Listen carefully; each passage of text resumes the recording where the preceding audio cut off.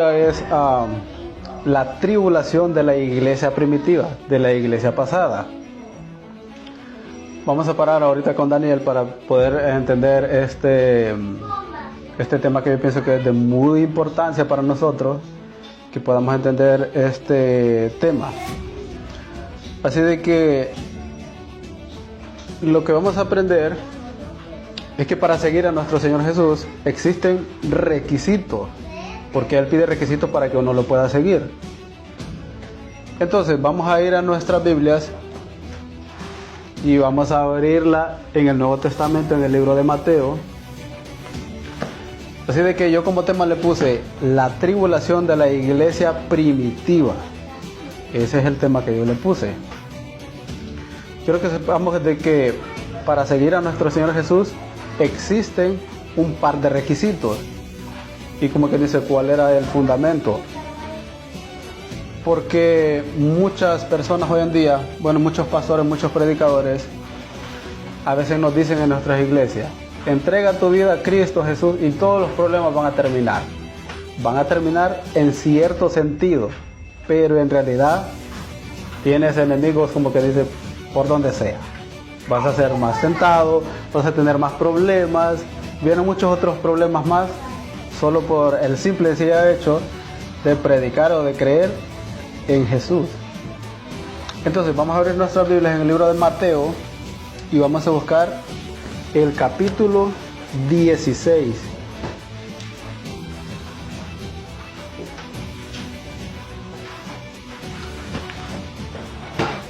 El libro de Mateo 16 y vamos a leer el verso 24. Quiero que entendamos que esta parte del contexto que vamos a leer, había muchas personas que seguían a nuestro Señor Jesús y también estaban los discípulos con Él. Entonces, Él les viene explicando, nuestro Señor Jesús, y les dice a sus discípulos, Mateo 16, 24 dice, entonces Jesús dijo a sus discípulos, si alguno quiere venir en pos de mí, niéguese a sí mismo y tome su cruz y sígame. Pero todo el que quiera salvar su vida, la perderá. Y todo el que pierda su vida por causa de mí, la hallará. Muy bien, ahí en el verso 24 dice que el primer requisito, dice, es niéguese a sí mismo. O sea, ¿qué quiere decir niéguese a sí mismo? Prácticamente, tú ya no dependes de tú mismo, sino de la voluntad de Dios. Y primero es Dios y en segundo plano estoy yo como persona. Como quien dice, si yo antes hacía algo malo, si se supone que soy seguidor de Cristo, si antes era chismoso, tengo que morderme la lengua porque ahora dependo de Cristo Jesús, no de mí mismo, porque ahora yo estoy en segundo lugar, mi persona. Y luego también tenemos ahí la otra palabra que dice, tome su cruz y sígame. Prácticamente, ¿qué sería, digamos, tomar la cruz? Implica el sufrimiento. No como algunas personas de que, no quiero hablar como de algunas religiones, de determinadas denominaciones, que a veces creen que cargar una cruz es como, ¿cómo se llama?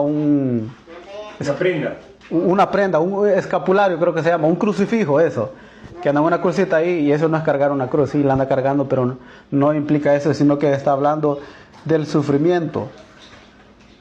Vamos a buscar en el libro de Lucas, el libro de Lucas 9, ahí donde está, luego está Mateo, luego sigue Mateo, Marcos y Lucas. El libro de Lucas, Lucas 9, y vamos a ver qué dice el verso 23. Porque el libro de Lucas agrega una palabra que no agrega Mateo. Entonces, Lucas 9, el verso 23 dice, está hablando del mismo contexto, pero lo que pasa es que el escritor Lucas agrega una palabra que no agregó Mateo. Dice Lucas 9:23. Y decía, o sea, nuestro Señor Jesús, a todos, si alguno quiere venir en pos de mí, niéguese a sí mismo, tome su cruz cada día y sígame. Se da cuenta de que dice cada día, no es de que cada vez de que vaya a la iglesia es que me voy a negar a mí mismo, o cada vez de que vaya a la iglesia un domingo o un sábado es de que no significa eso, sino cada día, todos los días, a donde sea que vaya, no solo en la iglesia, porque sabemos de que hay muchas personas que cuando van a la iglesia tratan de ser santos, vamos a decir, pero cuando salen de la iglesia son personas diferentes. Así de que siempre, si podemos ver, este es el contexto de la iglesia primitiva, siempre ha sido difícil ser un cristiano, que implica decisión, disciplina, y en este mundo que hoy estamos en la actualidad, ustedes saben de que no es fácil ser cristiano. ¿Por qué? Porque todo el mundo lleva una vida contraria a la que nosotros llevamos. No es fácil ser cristiano donde supuestamente nosotros estamos mal. No hay que ir a fiesta, no hay que estar en bebidas, en todo lo que los demás hacen, ¿verdad? Entonces no es fácil ser cristiano. Entonces, el primer mandato que pide nuestro Señor Jesús dice, olvídate de ti mismo. Eso es lo que está diciendo prácticamente, porque Él está en primer lugar. Y luego estoy yo como persona en segundo plano. En el libro de Juan, capítulo 15, el verso 20. Ok, el libro de Juan. Juan 15.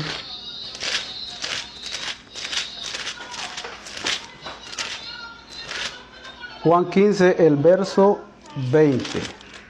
Si ustedes pueden ver ahí, hay un título en la Reina Valera, en el número 18 ahí dice, el mundo os aborrecerá. Así dice, ¿verdad?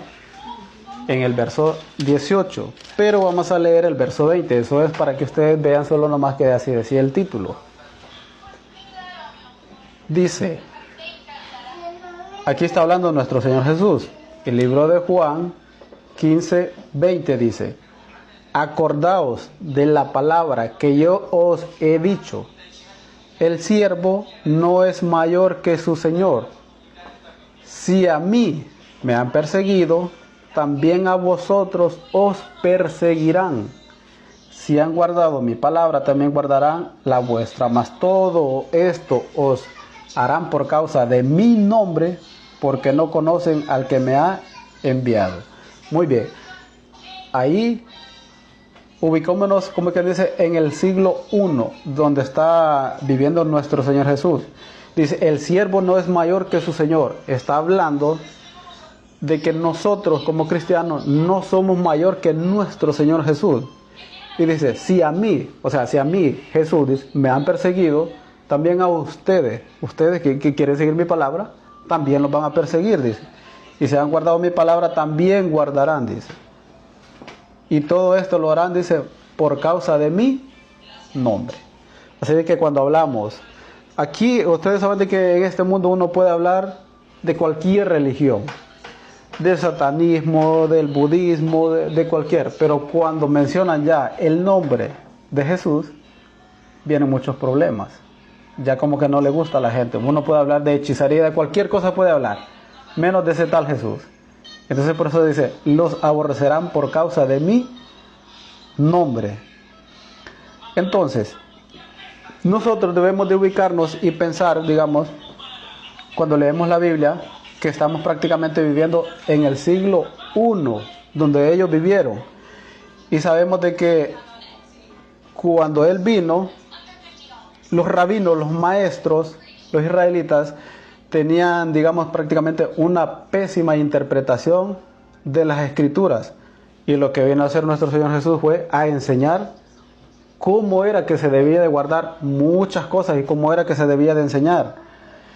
Y prácticamente todo el pueblo estaba acostumbrado a escuchar un mensaje, y cuando vino Cristo, prácticamente Él revolucionó, vamos a decir, o sea, a darnos luz, que era prácticamente la palabra de Dios, porque los rabinos estaban enseñando otra cosa.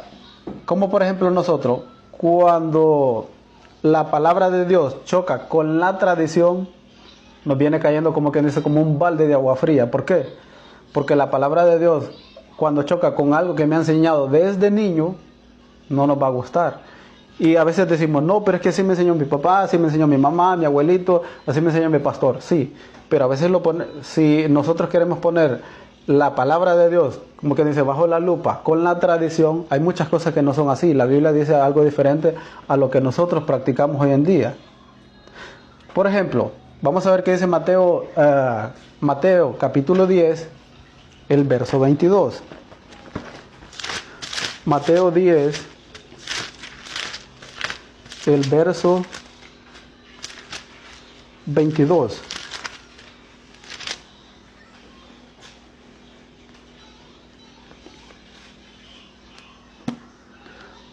Muy bien, dice, y seréis aborrecidos de todos por causa de mi nombre, mas el que persevere hasta el fin, este será salvo. Muy bien, si ustedes ven ahí está la palabra el que persevere, ¿hasta cuándo?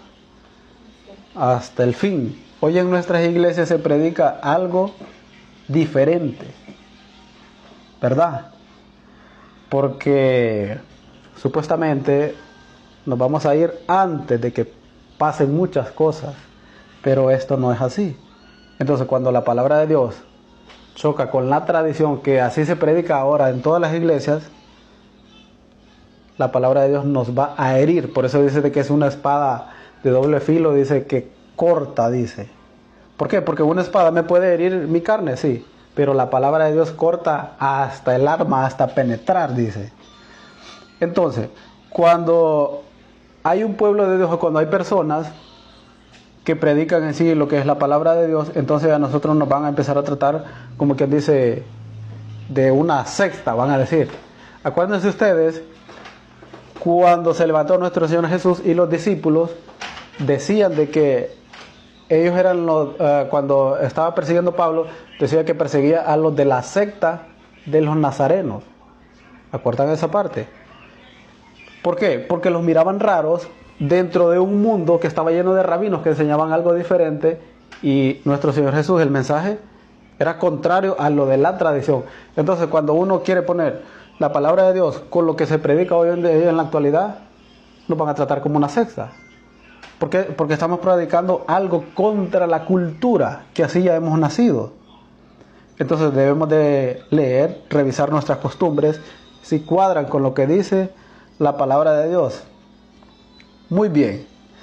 Les pregunto a ustedes, ¿cuántos de ustedes, sabiendo de que van a dar la vida por nuestro Señor Jesús, o en palabras más sencillas, cuántos de ustedes, sabiendo de que nos van a matar por causa de Él, estarían dispuestos a seguir en este camino? Yo no sé cuántas personas estarían dispuestas, porque esto es una muerte voluntaria. ¿Por qué? Porque si lo agarran a uno y dicen, no, yo niego a Jesús, hasta ahí no ven, este es de los nuestros. Pero si no lo niegas, entonces vas a seguir siendo perseguido. O no sé si hasta ahorita se acaban de dar cuenta que por causa del nombre de Él, por hablar de estas cosas, nos van a matar. Así de sencillo y así de fácil, ¿verdad? Ok. Vamos a leer el libro de Mateo, capítulo 10. Bueno, estamos al 10, ¿no? Mateo, capítulo 10. Y vamos a leer el verso 38.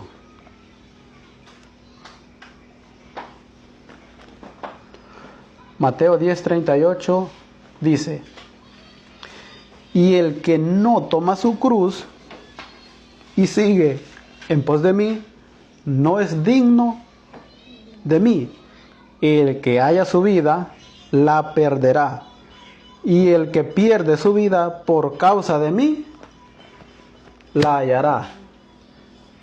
¿Creen ustedes que necesita una gran interpretación teológica para poder entender eso? Sencillo. El que no toma su cruz, el que no agarra el sufrimiento, no es digno de ser mi discípulo. Y el que trata, como que dice, de salvar su vida, se va a perder para siempre. Pero el que da su vida por mí, por causa de mí, yo le voy a dar vida eterna. Eso es lo que está queriendo decir prácticamente. Fácil de entender, ¿verdad? Entonces, por predicar esta palabra, por lo que estamos predicando, nos van a perseguir. No nos vamos a ir antes. Aquí vamos a estar. ¿Qué dice el libro de Mateo 24? Muy bien. Mateo 24. Mateo 24, vamos a ver el verso 9.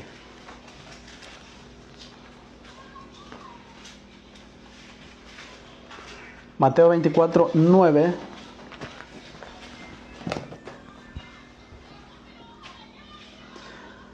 Dice, entonces, el verso 9, entonces os entregarán a tribulación.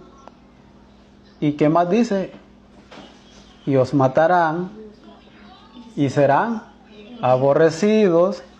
¿De dónde? De todas las gentes, por causa de mi nombre. Muchos tropezarán, entonces se entregarán unos a otros y unos a otros se aborrecerán. Y muchos falsos profetas se levantarán y engañarán a muchos. Y por haberse multiplicado la maldad, el amor de muchos se enfriarán. Muy bien, ahí está claro, ahí aparece la palabra. Dice, los entregarán a tribulación, o sea, persecución. Y luego dice, y los matarán. ¿Y qué más? Y serán aborrecidos solo de un par de gente, de un par de personas. De toda la gente, de todas las naciones. ¿Por causa de qué? De mi nombre, dice.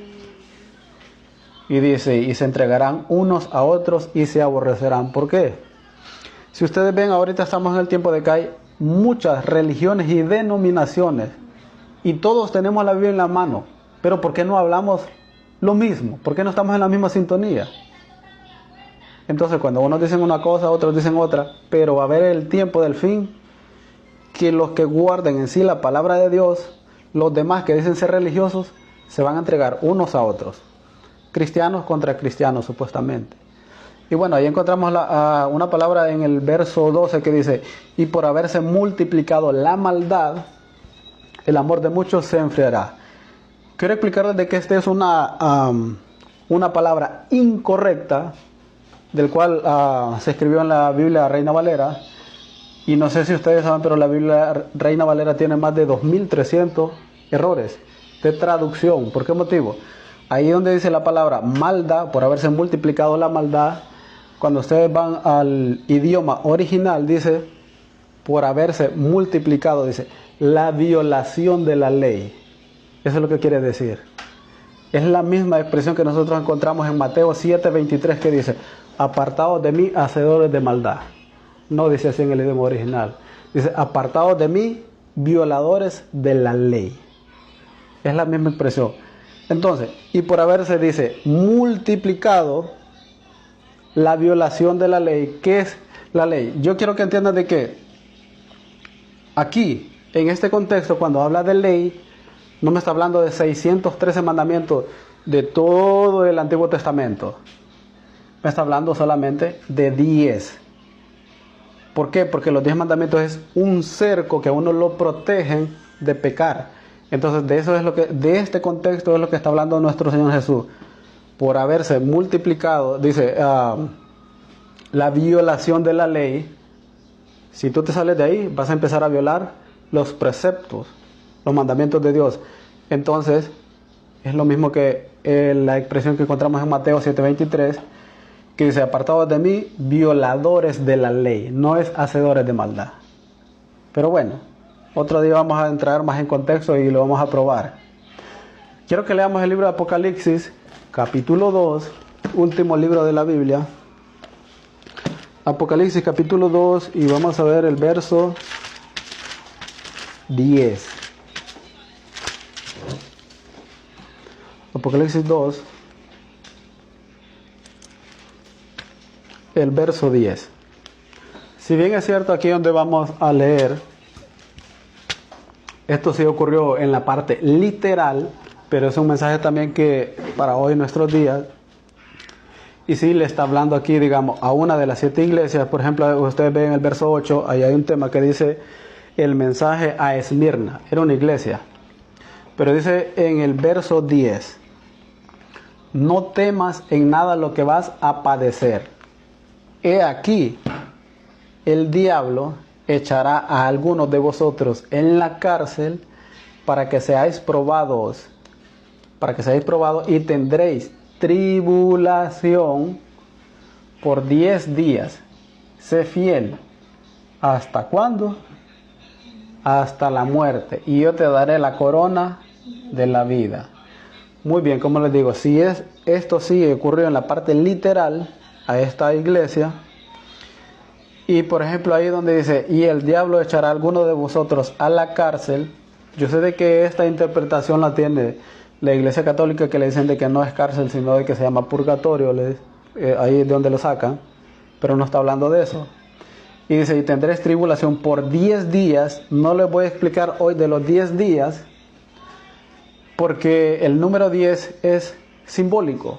Acuérdense ustedes, 10 mandamientos, 10 plagas, 10 cuernos, 10 talentos, 10 vírgenes. Es un número simbólico que tiene que ver con otra cosa, no solo con el número 10. Porque aquí dice que el diablo los echará por tribulación por 10 días. Entonces usted me va a decir, pero ya tengo 10 días de estar sufriendo, ya estoy 2 años de estar en tribulación. No funciona así. Y dice, sé fiel hasta la muerte. O sea, hasta el último momento, no hasta cierto tiempo, ¿verdad? Entonces, ahora lo que vamos a ver. Yo quiero que ustedes comprendan de que en la parte del contexto histórico había una madre que tenía 2 hijos, que por cierto fueron discípulos de nuestro Señor Jesús. Entonces, en la parte histórica se supone de que esta madre tenía mucha confianza con nuestro Señor Jesús. Entonces, al pedido de esa madre se le acercaron 2 hombres y le dijeron, ya la vamos a leer en la Biblia, le dijeron a nuestro Señor Jesús que cuando Él se siente en el trono, en el cielo, uno quería sentarse a la izquierda y el otro quería sentarse a la derecha, estos 2 hombres. Y entonces Jesús le da unos requisitos a estos 2 hombres para poderse sentar a la izquierda o a la derecha, que ya lo vamos a descubrir. Marcos capítulo 10. A ver de qué está hablando. Marcos capítulo 10.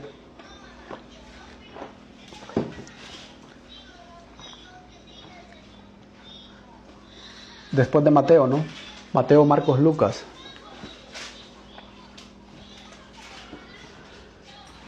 El libro de Marcos.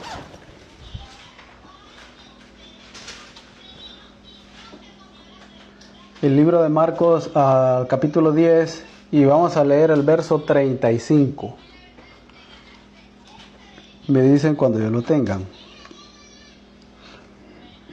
Marcos capítulo 10, verso 35. ¿Ahora sí?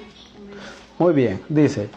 Entonces Jacobo y Juan, grábense bien estos 2 nombres, que al final yo se los voy a explicar. Jacobo y Juan, dice, hijos de Zebedeo, se le acercaron. ¿A quién se le acercaron? A nuestro Señor Jesús, diciendo, Maestro, queríamos que nos hagas lo que pidiéremos. Él les dijo, ¿qué queréis que os haga? Y le dijeron, concédenos que en tu gloria nos sentemos el uno a tu derecha y el otro a tu izquierda. Entonces Jesús les dijo, no sabéis lo que pedís. Entonces viene una pregunta y le dice, ¿podéis beber del vaso que yo bebo o ser bautizados con el bautismo con que yo soy bautizado? Hasta ahí, muy bien. Acuérdense, estos 2 hombres, uno se quiere sentar a la izquierda y el otro quiere sentarse a la derecha cuando esté en el reino de nuestro Señor Jesús. Y Jesús entonces les está poniendo prácticamente como 2 requisitos. Les dice, no saben lo que piden. ¿Acaso pueden beber del vaso que yo voy a beber? ¿O acaso van a ser bautizados con el bautismo de que yo voy a ser bautizado? Pero ¿de cuál vaso está hablando aquí? ¿De cuál vaso de vino está hablando? No sé si ustedes se acuerdan. Bueno, el vaso de vino representa prácticamente el sufrimiento. ¿Se acuerdan ustedes cuando Él está en el Gólgota, Está orando la última noche y decía, Padre, si es posible que pase de mí esta copa de sufrimiento. De eso está hablando. Por eso les dice, ¿acaso ustedes pueden beber del vaso de que yo voy a beber? ¿Y de cuál bautismo está hablando? Porque le dice, ¿y acaso ustedes van a ser bautizados del mismo bautismo que yo voy a ser bautizado? Porque no está hablando del bautismo de sumergirlo en el agua, porque nuestro Señor Jesús ya había sido bautizado en Marcos 1, y estamos leyendo Marcos 10, ya había sido bautizado. Entonces, dice el siguiente verso, el verso 39, sigamos leyendo. El verso 39 de donde estamos en Marcos, ¿verdad? Marcos 10, el verso 39. Ellos dijeron, o sea, los hombres respondieron, podemos. Jesús les dijo, a la verdad del vaso que yo bebo, beberéis. Y con el bautismo con que yo soy bautizado, seréis bautizados. Muy bien, ahí vamos a parar. Jesús, como puede ver el futuro, Él sabe todo, dice, del vaso que yo voy a beber, que yo Jesús voy a beber, ustedes van a beber. Y del bautismo que yo voy a ser bautizado, ustedes también van a ser bautizados. ¿Quiénes eran estos dos hombres? Discípulos. Más adelante se convirtieron en discípulos de nuestro Señor Jesús. Entonces les está diciendo, del sufrimiento que yo voy a sufrir, ustedes también van a padecer. Y del bautismo que yo voy a ser bautizado, hablando de la muerte, también van a morir. Eso es lo que les está queriendo dar a entender. Para que ustedes lo comprueben, de que yo les digo de que nuestro Señor Jesús ya había sido bautizado, porque no está hablando del bautismo de sumergirse en agua. En Lucas 12:50, ahí está, si ustedes lo quieren buscar. Lucas 12:50.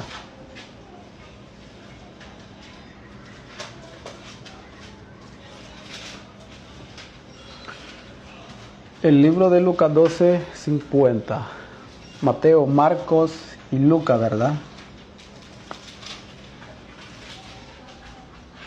Lucas 12:50. Aquí está hablando nuestro Señor Jesús y dice, de un bautismo tengo que ser bautizado.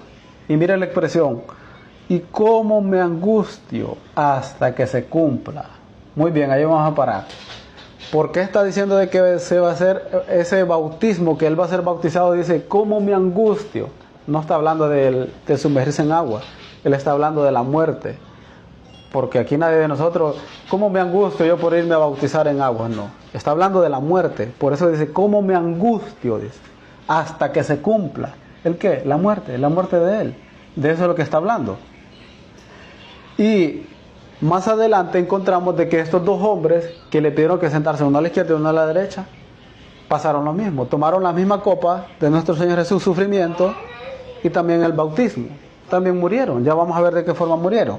Pero vamos a seguir mirando un poquito, vamos a ver del símbolo del bautismo. Romanos 6, Romanos capítulo 6, vamos a leer del verso 3. Romanos 6.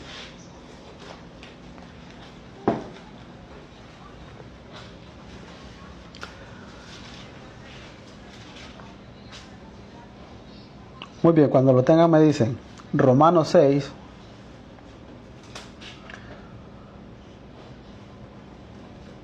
El verso 3. Muy bien, dice. ¿O no sabéis que todos los que hemos sido bautizados en Cristo Jesús, hemos sido bautizados en su muerte? Por tanto, hemos sido sepultados con Él por medio de su bautismo para muerte nuevamente, ¿verdad? A fin de que como Cristo resucitó de entre los muertos por la gloria del Padre, así también nosotros andemos en novedad de vida.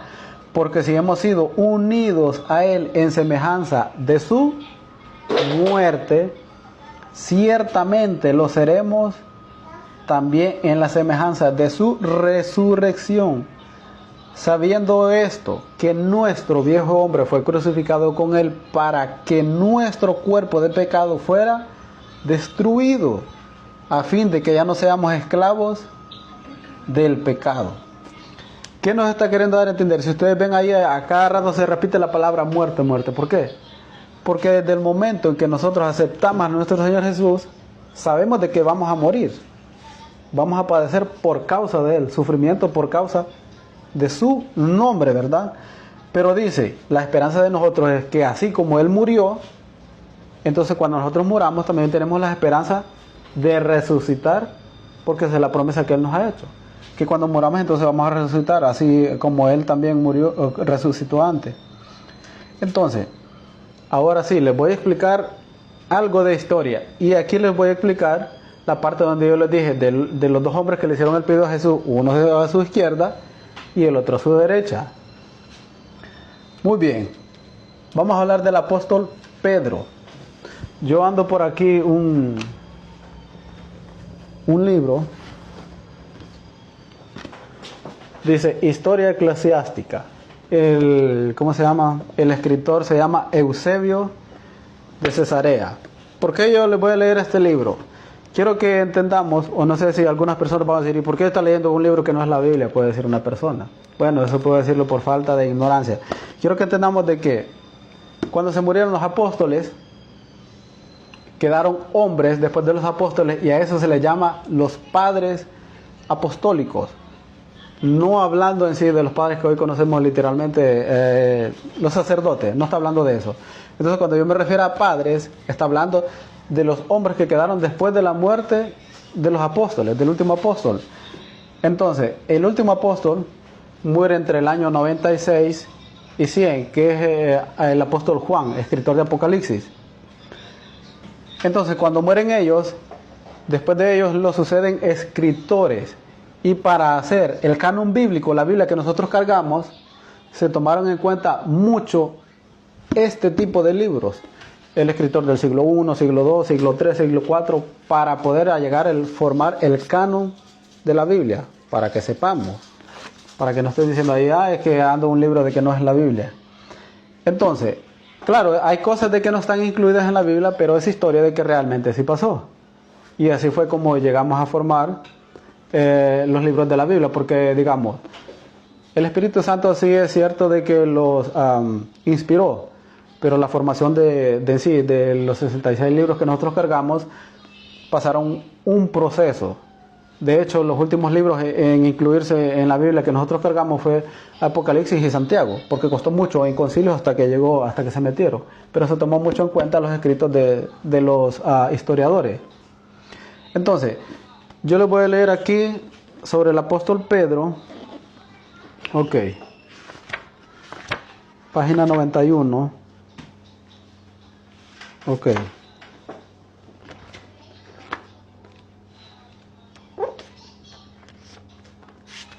Aquí está. Muy bien, dice Pedro. Parece que dice, predicó en el Ponto, en Galacia, en Bitinia y en Capadocia y en Asia, dice, a los judíos en la dispersión, dice, y finalmente cuando llegó a Roma fue crucificado, invertido, como él mismo había creído, dice, conveniente padecer. ¿Qué le pasó al apóstol Pedro? ¿Cómo murió? Crucificado, invertido. ¿Se acuerdan ustedes? Este mismo Pedro que le dijo de que no iba a negar a Jesús, pero antes de que cantara el gallo lo negó 3 veces. Ahora, luego, después de la muerte de Cristo Jesús, ya llenos del Espíritu Santo, ellos dan la vida por Cristo Jesús. Y la muerte de los apóstoles prácticamente viene siendo, como que dice, es un sufrimiento porque están siguiendo los pasos de su maestro. Y todo cristiano, así no va a pasar. Bueno, el que dice ser cristiano. Es por ese motivo de que es necesario de que haya una tribulación para probar la fe. Ahí se va a saber quién es y quién no es. Porque el día de que venga una persecución de 300 hermanos que tienen una iglesia, posiblemente queden 3 o 5. No todos son los que son. Ahí se va a saber quién es de verdad. Muy bien, sabiendo de que el apóstol Pedro murió crucificado, o sea, como que dice, invertido, dice, o sea, con la cabeza para abajo, no murió como Cristo. En los tiempos del emperador Nerón. Ustedes pueden leer todo eso. Nerón era un emperador romano, ustedes pueden buscar eso. Ahora, ¿cómo murió Andrés, hermano de Pedro? Murió crucificado en un lugar que se llama Acaya, dice en una forma de X. O sea, él murió diferente. Murió así. O sea, el apóstol Pedro murió con la cabeza para abajo. Y ahora este muere así, crucificado. Como una X. Prácticamente eso es así. Así, abierto. Los brazos y los pies abiertos. Es una forma de X. Bueno, sabemos cómo es una X, ¿verdad? Así murió. Segundo apóstol, ¿verdad? Ahora, y esto es muerte voluntaria. No lo están obligando. Y tampoco así nos van a obligar a nosotros. Le van a decir, ¿quieres aceptar a Jesús? No, le van a decir, ¿eres de Jesús? ¿Sí o no? Si dices, no, no soy de Jesús, pues venga, es de nosotros. Y si sí soy de Jesús, bueno, ya sabe lo que le toca, ¿no? Ok. Jacobo, el mayor hijo de Zebedeo. Acuérdense, ¿cómo les dije de los nombres de los hombres que uno quería sentarse a la izquierda y el otro a la derecha? Muy bien, aquí está uno. Él murió decapitado por orden de Herodes Agripa en Jerusalén en el año 44.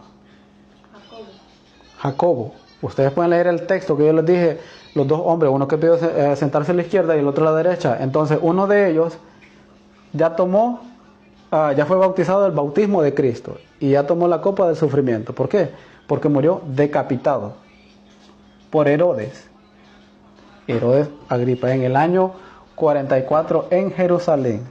Ustedes pueden buscar esto porque yo aquí, digamos, no les vengo a engañar ni algo que yo me he inventado. Cualquiera puede asesorarse y va a ver que lo que yo le estoy diciendo es cierto. Busquemos en el libro de Hechos capítulo 12. Hechos capítulo 12 y vamos a leer el verso 1 y 2.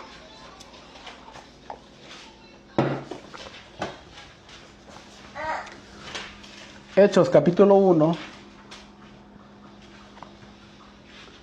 Hechos capítulo 12, el verso 1.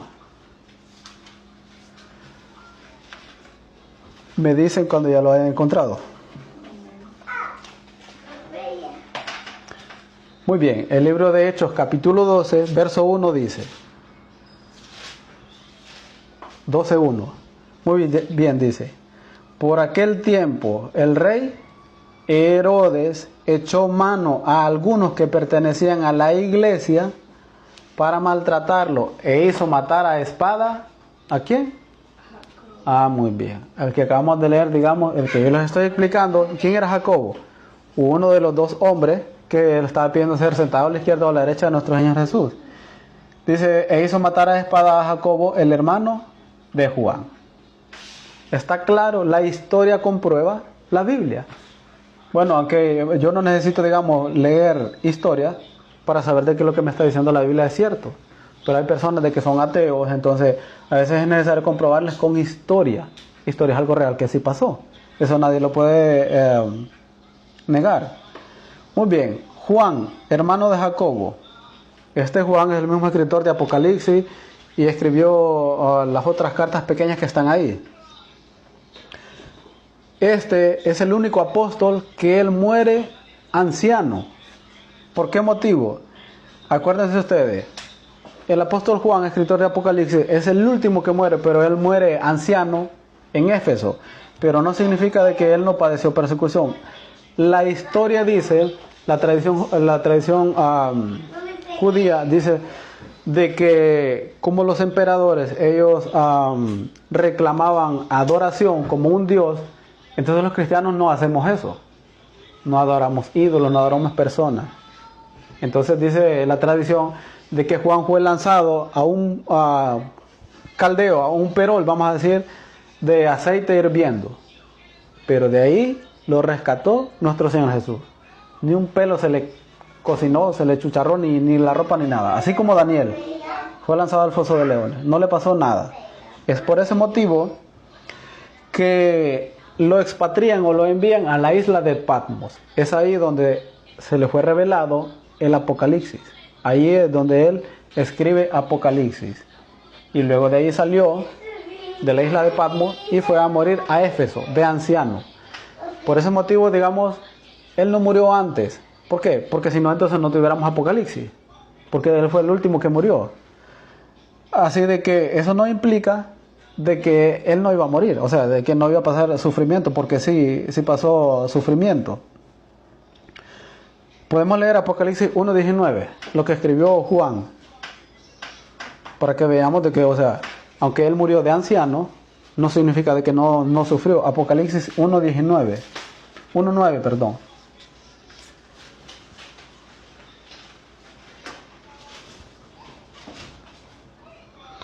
Apocalipsis 1:9, está escribiendo Juan, el que estamos relatando ahorita. El verso 9 dice: yo, Juan, vuestro hermano y compañero en la tribulación, en el reino y en la perseverancia en Jesús, me encontraba en la isla llamada Patmos, la que yo les estoy diciendo, a causa de la palabra de Dios y del testimonio de Jesús. Muy bien. ¿Por qué motivo estaba allá Juan? Porque lo habían expatriado. Porque él predicaba la palabra de Dios. Entonces por ese motivo lo mandaron por allá porque había una gran persecución. Entonces por ese motivo, como miraron de que no murió en el perol de aceite hirviendo, ya estaba ya grande de edad. ¿Qué hacemos con este viejito? No se murió, entonces ¿cómo lo vamos a matar? Pues lo mandaron a la isla donde querían de que se muriera, pero ahí es donde se le fue revelado el Apocalipsis, en esta isla de Patmos. Y dice, a causa de la palabra de Dios. Se dan cuenta que todo el que hable de esta palabra, vamos a ser perseguidos. Muy bien. Ahora vamos con Felipe. Dice, Felipe, él fue muerto en un lugar que se llama Hierápolis, en Frigia. Y él murió, según las fuentes históricas, él murió crucificado. Solamente dice de que él murió crucificado. No existen como más especificaciones en la historia, o que yo les pueda comprobar. Solamente dice de que él murió crucificado. ¿Cómo? No sé. Solo dice la historia que murió crucificado. Muy bien. Ahora sigue Bartolomé. Dice la historia que él murió, como quien dice, él murió decapitado en un lugar que se llama Armenia. Y dice también la historia que fue desollado. ¿Cómo así desollado? Prácticamente le arrancaron como el pellejo vivo y luego le cortaron la cabeza. O sea, a él lo arrastraron y se le salió prácticamente, como que dice, toda la piel. Y luego, como estaba vivo, ¿por qué? ¿Por ser seguidor de quién? Yo no sé si hasta aquí ustedes se están arrepintiendo de ser seguidores de Cristo. Y mi intención no es desilusionarlos, sino de que nos preparemos para lo que viene. Muy bien. Tomás, ¿se acuerdan ustedes de Tomás, el que le dijo, si yo no veo a Cristo Jesús que tiene los clavos aquí, entonces yo no voy a creer? Acuérdense de ese. Muy bien. Dice la historia que fue muerto en la India. Y solo dice de que lo atravesaron con lanzas. Antes no había pistolas, no había nada de eso. Entonces lo atravesaron con lanzas. Así murió Tomás, el incrédulo, el que no creía. Ahora, Mateo. ¿Cómo murió Mateo? Dice la historia que murió en Etiopía. Y dice de que fue decapitado. Y luego de decapitado, lo quemaron. Eso es lo que dice la historia. Muertes terribles. ¿Por qué? Porque iban a beber de la copa que bebía Cristo Jesús y también del mismo bautismo, ¿verdad? Muy bien. Jacobo el menor, hijo de Alfeo. ¿Se acuerdan ustedes de los dos hombres que yo les dije? Uno a la izquierda y el otro a la derecha. Ya leímos uno. Este es el segundo. Este está, vamos a ver. Aquí está. En la página 84 dice, la muerte de Jacobo, dice, en ella relata, dice que fue lanzado desde el pináculo del templo y le golpearon con palos hasta la muerte. ¿Qué hicieron con Jacob? Lo subieron arriba del templo, lo lanzaron para abajo y como quedó, imagino, medio vivo, luego le dieron como un garrobo hasta morirse con palos. Y esto es muerte voluntaria. Muy bien, Judas Tadeo. Acuérdense que, bueno, hasta aquí solo habían 11, pero luego escogieron a otro Matías. No está hablando de Judas el traidor, Judas Tadeo. Dice la historia que murió en Persia, dice la tradición dice de que murió a golpes con garrote. O sea, lo mataron a puro garrotazo. Triste, ¿no? ¿Y por qué estaban muriendo estos hombres? Por no adorar ídolos, por estar contrario a la tradición, por hablar la palabra de Dios, por hablar de este Jesús. Ese es el problema. Estamos hablando de una palabra contraria a la tradición y a lo que dice todo el mundo. Muy bien. Simón el Celote. Acuérdense de que él era un revolucionario, vamos a decir ahora, digamos, un revolucionario del Estado. Dice la tradición que él murió en Persia crucificado. Eso es lo que dice. Toda la muerte de estos apóstoles, triste. Ahora yo les voy a leer a Matías. Acuérdense de que Matías fue sustituido sustituyó a Judas, el traidor. Dice que él murió decapitado en Jerusalén. Y podemos leer el libro de Hechos 1:26, solo para que ustedes miren no aparece ahí la muerte, pero sí aparece ahí cuando cayó la suerte sobre Matías, que él fue contado como uno de los 12. Hechos 1:26 dice, echaron suerte y la suerte cayó sobre Matías y fue contado con los 12, con los 11 apóstoles, o sea, 11 más él, 12. Muy bien, este Matías murió decapitado. Ahora les voy a leer el último, Pablo, el apóstol de los gentiles. Dice la historia que él murió decapitado en Roma bajo el mandato de Nerón en el año 67. Lo menciona el historiador Eusebio de Cesarea y Clemente de Roma. Y también estos historiadores escribieron una carta que se llama Primera Carta a los Corintios, no esta que nosotros tenemos en la Biblia, sino ese historiador escribió una carta a los Corintios, ahí relata cómo fue la muerte de Pablo. Pero ustedes pueden leer las últimas palabras finales del apóstol Pablo. Segunda de Timoteo 4, y vamos a leer el verso 6.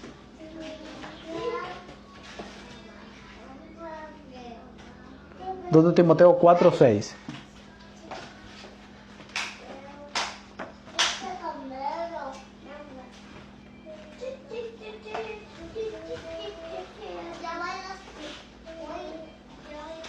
Timoteo.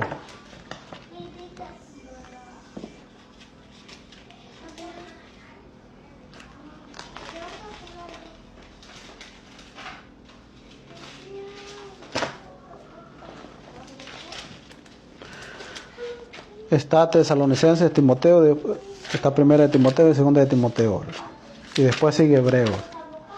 Notito de Hebreos, muy bien.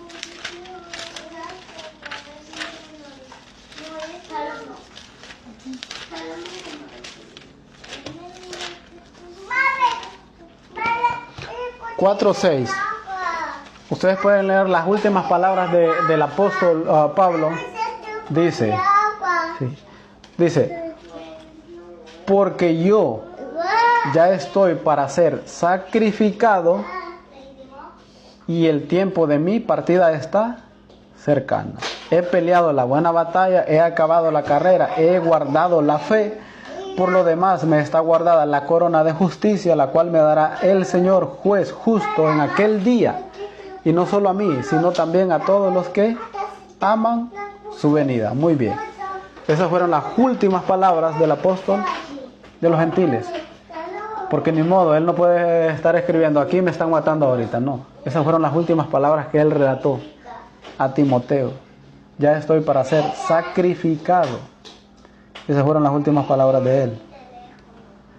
Ahora les pregunto, ¿desde cuándo ha cambiado, digamos, estos requisitos nuestro Señor Jesús en la Biblia? No existe ningún texto bíblico en la Biblia que diga que ahora vamos a ser librados antes. No ha cambiado ningún requisito. Siguen los mismos requisitos. El que quiera ser mi discípulo, tome su cruz y sígame. Y si no, no es digno de mí. No existe ningún texto bíblico. Yo no sé por qué hoy las iglesias predican lo contrario. Lo contrario parece que ese sacrificio va a ser la recompensa. O sea, hay que pasar para ganar. Muy bien. Y si ustedes ven todos los textos bíblicos que acabamos de leer, dice hasta el fin, sé fiel hasta el fin, sé fiel hasta la muerte. No antes. Entonces, ¿por qué hoy las iglesias predican algo contrario? Y yo no sé si hasta aquí ustedes se han arrepentido de haber entrado en esto. Esta es una sentencia de muerte, voluntaria. Y así como ven la vida de cada uno de los apóstoles, que no tuvieron una muerte bonita, todos pasaron persecución. Hasta aquí nosotros tenemos más o menos 300 años de, ¿cómo que dice?, de no ser perseguido. Hay persecuciones en ciertos países para algunas iglesias, para algunos cristianos sí. Pero vamos a decir que hasta ahorita todo el mundo estamos cristianos light, vamos cuando queremos, solo somos oyentes, no leemos la Biblia, no oramos. Si hay culto lo miramos en línea a veces. Entonces, no sé hasta aquí, ¿cuántos de ustedes ya se arrepintieron de ser cristianos? Y yo solamente se los digo para que estemos preparados para lo que va a venir.